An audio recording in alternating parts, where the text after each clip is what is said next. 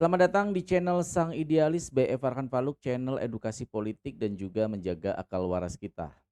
Seperti kita ketahui, banyak lembaga-lembaga survei di mana lembaga survei itu menyatakan basis para pendukung Jokowi itu mayoritas berpendidikan rendah, berpenghasilan rendah dan penerima bansos. Jika kalian menjadi pendukung Jokowi dan merasa marah, ini bukan kata saya, tetapi menurut lembaga survei dan kalian bisa cek sendiri bagaimana lembaga survei itu membuat sebuah penelitian yang mengungkapkan hal tersebut. Dan ternyata apa yang dikatakan lembaga survei itu memang terkorelasi juga dengan tingkah laku dan cara berpikir para pendukung Jokowi. Kita tidak perlu berpikir bagaimana mereka yang ada di menjadi netizen di media-media sosial yang kita kadang-kadang, sampai tidak bisa habis pikir, bagaimana mungkin orang bisa berpikiran seperti ini? Apakah mereka belajar, apakah mereka tidak mempunyai literasi atau informasi sama sekali, yang kadang-kadang kita aneh melihat bagaimana cara berpikir mereka. Itulah mengapa saya bangga berada di kelompok ini dan tidak pernah bergabung dengan kelompok mereka. Salah satunya adalah yang mengatakan sekjen. Bayangkan, yang mengatakan sekjen. Sebelum kita simak videonya, daripada nanti saya dijadikan sebagai sasaran membuat berita hoax katanya, lihatlah survei dari hasil survei Median ini, ya. Lembaga survei Median, sebagian besar pemilih Jokowi berpendidikan rendah dan itu terkorelasi kalau kita sering berada di media sosial, berdiskusi dengan mereka, berdebat dengan mereka. Kadang-kadang kita heran, kok bisa ya orang mempunyai tingkat intelektualitas seperti itu? Kok bisa ya orang berpikiran seperti itu? Yang kita kadang-kadang kita aneh gitu ya. Itulah kenapa ada salah satu joke yang mengatakan kalau dari semua organ tubuh dari pendukung Jokowi itu yang paling mahal adalah otaknya. Kenapa bisa begitu? Karena otaknya jarang dipakai, masih 0 kilometer, masih utuh. Jadi masih murni nggak pernah dipakai. Jadi selama ini mereka berpikir pakai apa? Mungkin pakai dengkul ya, mungkin pakai dengkul. Oke, mari kita dengarkan ya bagaimana yang, berada di organisasi-organisasi pendukung Jokowi maupun Gibran. Nah, ini adalah yang memperkenalkan diri sebagai sekjen MGN, Militan Gibran Nusantara. Tapi kalau saya melihat dari cara bicaranya, cara dia berpikir, MGN ini bukan militan Gibran Nusantara, mungkin lebih pantas disingkat sebagai mangan, MGN, mangan ya. Itu kalau bahasa Jawa itu makan. Karena untuk mendapatkan makan memang harus menjilat ya. Oke, kita dengarkan apa yang dinyatakan oleh Sekjen MGN ini sehingga kita bisa tahu seberapa sih sebenarnya tingkat intelektualitas pendukung Jokowi. Kalau posisi sekjen aja seperti ini kayak nggak ada orang lain saja. Bagaimana yang berada di lapisan-lapisan bawah ini, para netizen-netizen ini, pendukung-pendukung Jokowi yang di media sosial. Makanya kadang-kadang saya berpikir lebih baik berdebat dengan batu daripada berdebat dengan mereka. Mari kita dengarkan apa yang dikatakan oleh Sekjen MGN. Dengarkan teman-teman, antraksi. Sekjen loh. Menggunakan bahasa yang antraksi, padahal mungkin dia maksud atraksi. Padahal antraksi dan atraksi itu berbeda makna. Konyol sekali memang. Inilah orang yang di mana mengaku sebagai sekjen, ya bukan mengaku ya, memang jabatannya sekjen di MGN ini, tapi kualitasnya seperti ini. Mari kita lanjutkan. Nah, di sini kalian bisa dengar ya, dia bilang ada putusan dari Pengadilan Negeri Jakarta. Dia bilang putusan dari Pengadilan Negeri Jakarta. Mari kita lihat, karena sepengetahuan saya selama ini ijazah Jokowi itu tidak pernah ditampilkan di pengadilan. Bagaimana mungkin ada kata dia Sekjen MGN ini mengatakan dia mempunyai data bahwa menurut putusan Pengadilan Negeri Jakarta. Mari kita dengarkan lebih lanjut.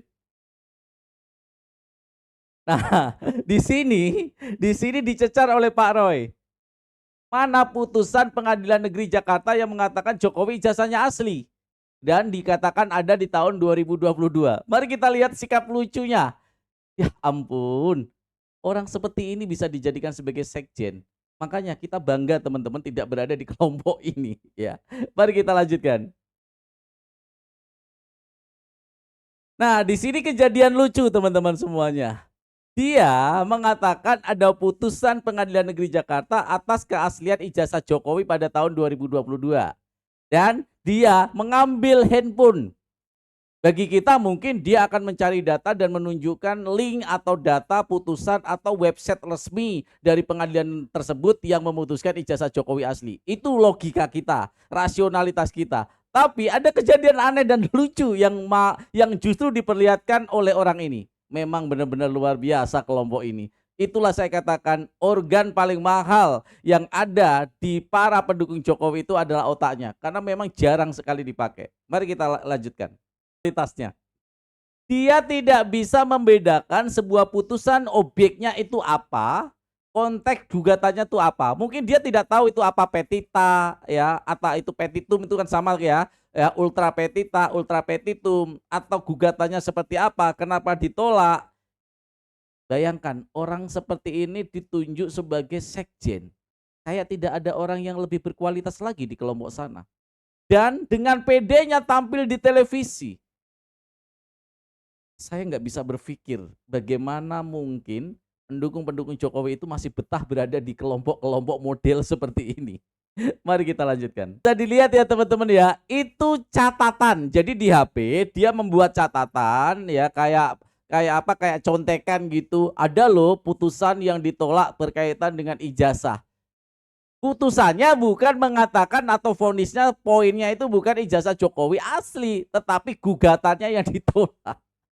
Ya ampun, orang-orang model seperti ini kok banyak ya, dan hidup lagi, ya. Itulah makanya saya, sedih ya, dengan apa yang memang terjadi di negeri ini. Dan memang orang-orang seperti ini banyak di kubu sana, ya, banyak di kubu sana. Dan para buzzer-buzzer RP, buzzer-buzzer RP ini tingkatannya lebih tinggi karena memang dia dibayar untuk menggiring opini. Mereka sadar, seperti yang di sini teman-teman saya perlihatkan lagi, bahwa mereka sadar pendukung Jokowi itu mayoritas berpendidikan rendah, mayoritas literasinya rendah, sehingga bisa digiring dengan berita-berita hoax.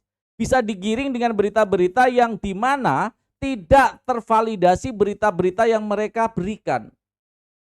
Inilah yang kita sayangkan. Mereka bukan mengedukasi para pendukungnya, tapi mereka malah membiarkan bahwa kebodohan mereka dimanfaatkan.